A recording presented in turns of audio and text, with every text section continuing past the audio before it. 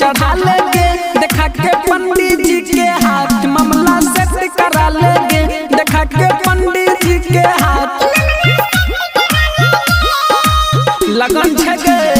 लेबै भोला जी के नाम बनते बिगड़ल हमर काम अबरी भेंट चढ़ाइबै रे भोला जी के कह के लभर से मामला सेट करैबै रे भोला जी के कह के लभर से मामला सेट करैबै रे बुझली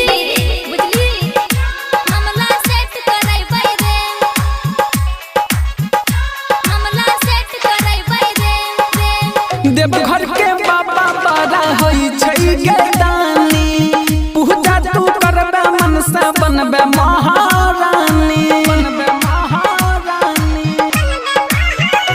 आगे देवघर के बाबा बड़ा होई छै गे दानी